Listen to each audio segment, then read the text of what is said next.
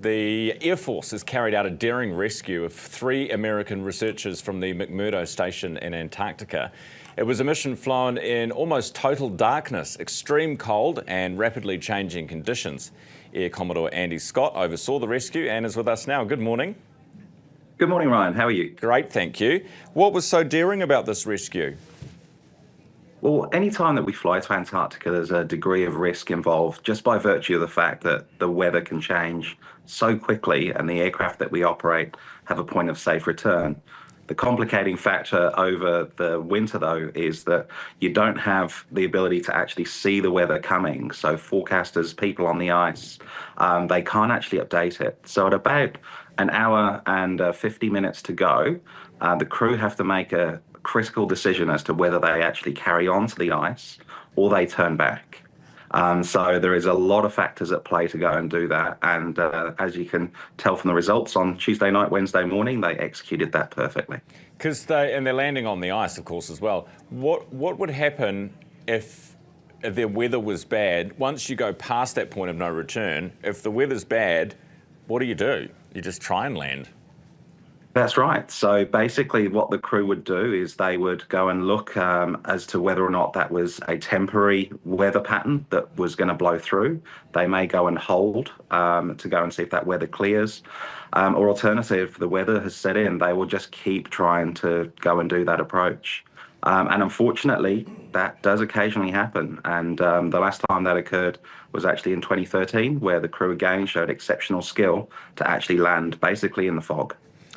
Wow. What was the medical evacuation for, did you know, of the 3 people? I do know what the medical evacuation was for, and obviously I can't get into the exact details of that, but needless to say, there wasn't the treatment available in Antarctica in order to actually deal with it for one of the patients, which is who we went down for. So they did require high medical aid, which they have now received in Christchurch, and I understand they're doing well. The other 2 patients, we wouldn't have actually gone and done a medical evacuation for them. They had suffered injuries effectively that they would have been fine until the next scheduled flight, but obviously they weren't particularly comfortable.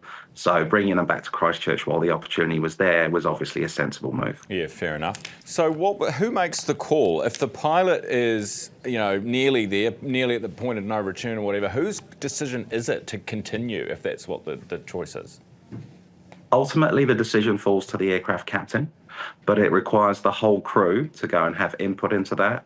It requires people that are back effectively all the way from the start of deciding to do the task.